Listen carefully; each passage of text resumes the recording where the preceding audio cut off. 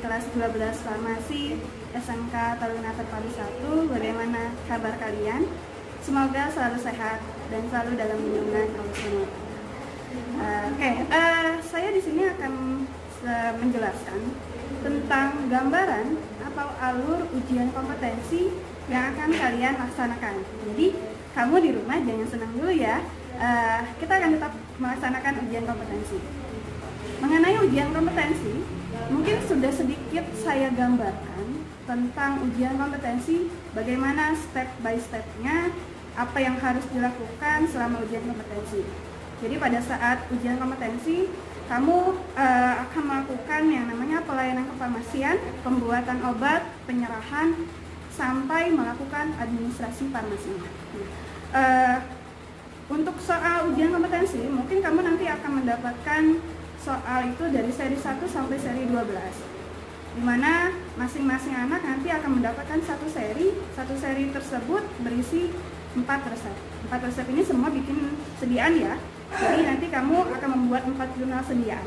Nah, saya akan gambarkan atau saya akan praktekkan bagaimana alur pelayanan kefarmasian dari mulai menerima resep, menyerahkan obat, sampai ke bagian administrasi. Yang pertama, ujian kompetensi itu dimulai dari step awal pelayanan kefarmasian, yaitu melakukan penerimaan resep. Saya contohkan. Pada saat kamu melakukan pelayanan resep, hal yang pertama kamu harus lakukan itu adalah menerima resep dengan bahasa yang baik, etika yang bagus, dan memberikan senyum kepada pasien. Contoh, selamat siang Ibu, selamat datang di Apotik Bot CS, ada yang bisa saya bantu? Ini saya mau nembus obat, ini resepnya. Baik, mohon ditunggu sebentar ya Ibu, saya cek dulu resepnya. Ibu mohon ditunggu di ruang tunggu. Oke. Itu bagian tahap 1 untuk pelayanan resep. Jadi pada saat pelayanan resep, kamu harus memberikan etika yang baik pada pasien. Harus mencontohkan bagaimana seorang farmasi itu mempunyai dedikasi atau mempunyai etika yang baik. Setelah pasien diminta ke ruang tunggu, kamu mengecek resepnya kembali. Mengecek resepnya yaitu melakukan screening resep. Screening resep ini, kamu cek resepnya yang tujuannya adalah untuk mengecek permasalahan dalam resep. Permasalahan apa saja?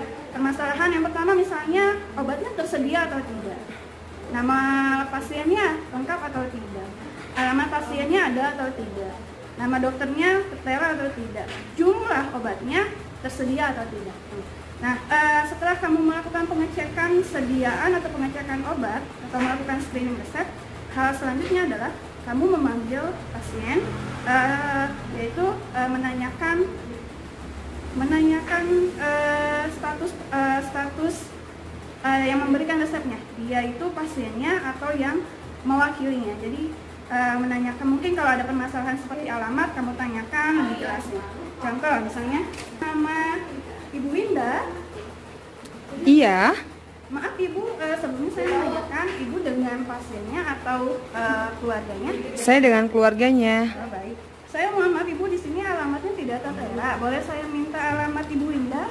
Oke, perumahan Pulau Indah, Blok A 16, RT 3 RW 1. Baik Ibu, mohon ditunggu sebentar ya, saya akan hitung harga obatnya. Ya, silakan tunggu di ruang tunggu. Oke. Bagian kedua selanjutnya, setelah kamu menanyakan tentang status pasien, selanjutnya adalah menghitung harga obat. Jadi nanti dalam pengerjaan alur kefarmasian atau ujian kompetensi, selain kamu melakukan pelayanan farmasian, kamu akan menghitung harga obat. Menghitung harga obat itu nanti akan ada daftar harga obat dan stok perbekalan farmasi. Dari situ nanti kamu akan melihat harga obatnya berapa, menghitungnya bagaimana ya. Nah, setelah menghitung harga obat, kamu akan memanggil pasiennya kembali untuk mengkonfirmasi atau menanyakan setuju atau tidaknya pasien terhadap harga obat itu. Pasien atas nama Ibu Winda. Iya. Ibu, ini saya sudah hitung harga obatnya. Jumlahnya itu adalah 20.000. Apakah Ibu setuju? Iya, saya setuju. Mohon ditanda terima ya Ibu. Nanti silahkan melakukan pembayaran di kasir. Terima kasih Ibu. Ini nomor antriannya. Mohon ditunggu obatnya. Itu setelah kamu melakukan konfirmasi atau penyetujuan terhadap harga obat kepada pasien, selanjutnya kamu melakukan pembuatan jurnal resep. Jadi sebelum kamu membuat obat, setelah meracik obat, kamu harus melakukan pembuatan jurnal resep. Membuat jurnal resep, yang pertama yang harus dilakukan adalah meminta waktu mulai kepada asesor. Ibu asesor, saya meminta waktu mulai untuk pengerjaan resep 1. Iya. Setelah kamu meminta waktu mulai, selanjutnya adalah kamu melakukan pembuatan jurnal resep.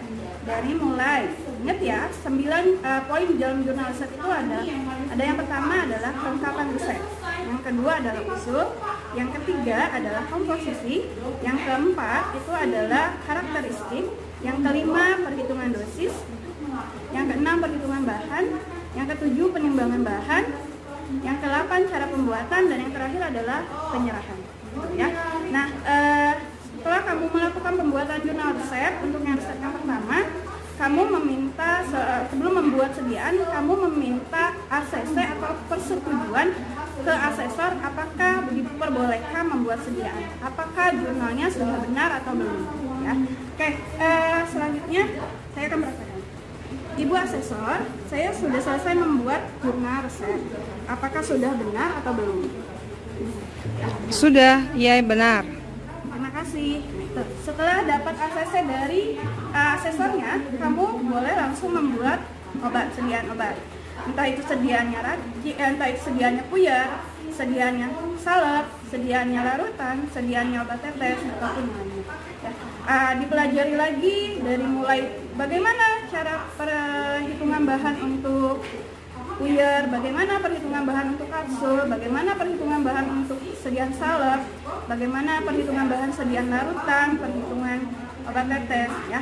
Nah, setelah kamu melakukan pembuatan sediaan, kamu melakukan permintaan waktu selesai kepada asesor. Jadi setelah sediaannya jadi, kamu kembali ke asesor minta waktu selesai. Ya, oke. Baik, Ibu asesor, saya sudah selesai melakukan jurnal yang pertama. Mohon di tanda tangan ini untuk waktu selesai. Terima kasih. Nah, selanjutnya setelah kamu minta waktu selesai, tahap selanjutnya dalam ujian kompetensi adalah melakukan penyerahan obat kepada pasien.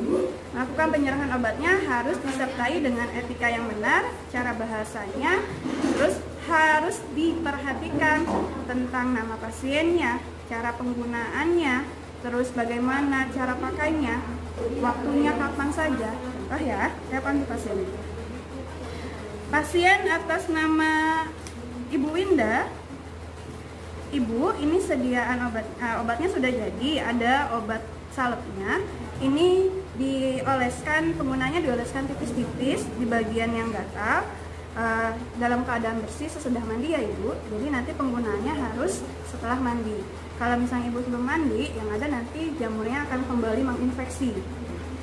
Dipakainya bila gatal saja ya Ibu. Kalau sudah tidak gatal atau iritasi boleh dihentikan. Jangan diminum ya Ibu, ini hanya untuk obat luar. Itu mungkin bentuk dari salah satu bentuk penyerahan obat. Selanjutnya, setelah kamu melakukan pelayanan kefarmasian, kamu akan melakukan administrasi.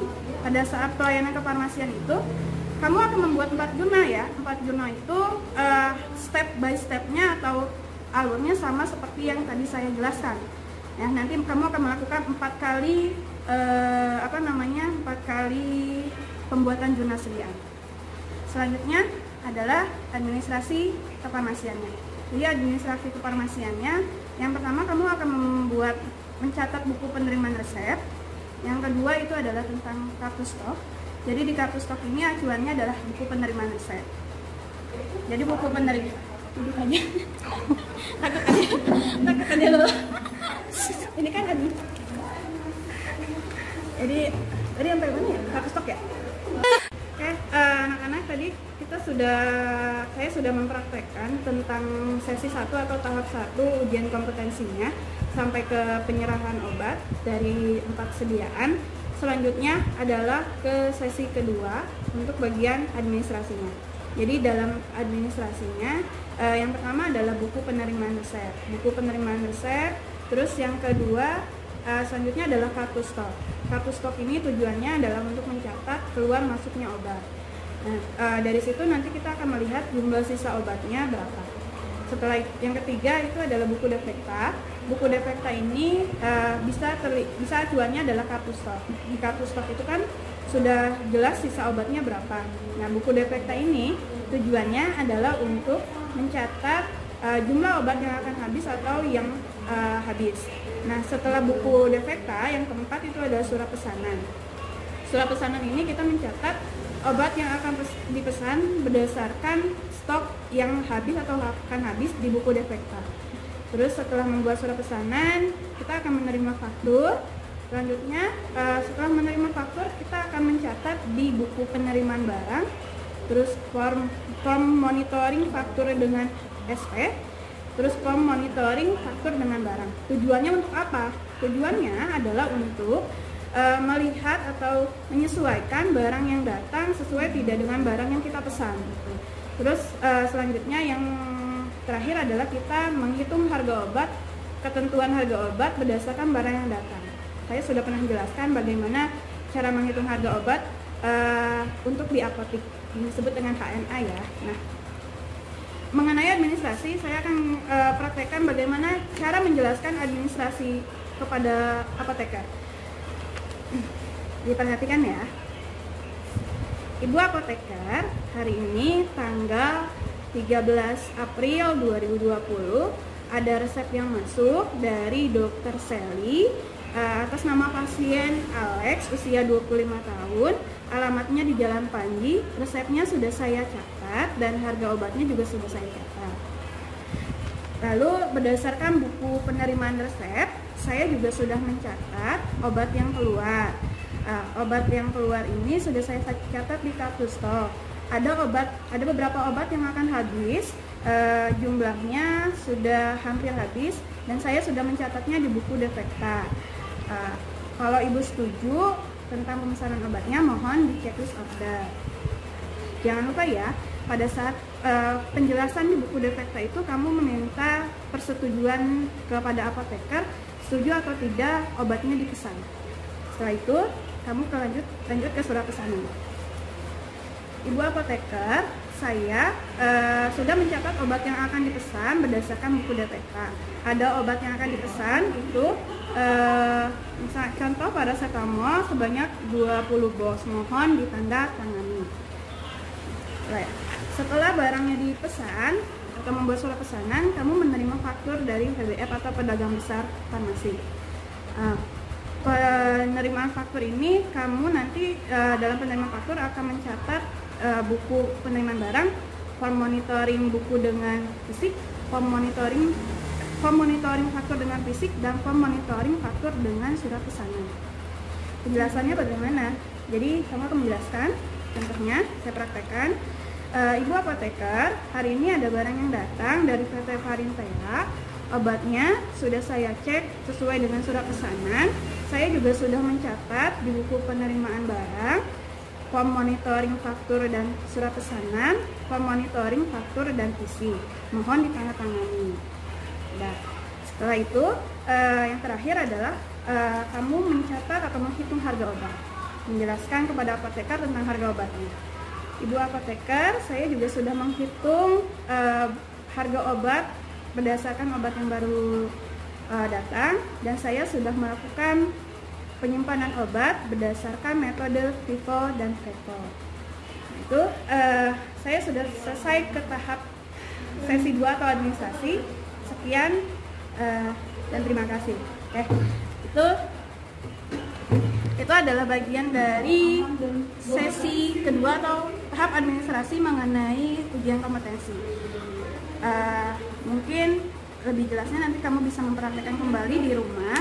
Jadi sebagai tugasnya, saya minta kalian untuk mempraktekkan ujian atau rule atau alur ujian kompetensi yang akan kamu laksanakan dari mulai tahap 1 dan tahap 2.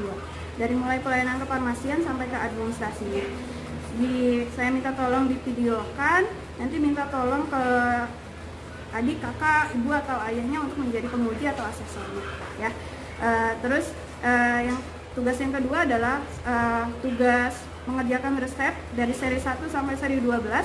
Mohon dilampirkan, difoto, dikirim ke email saya anggitajulia05@gmail.com.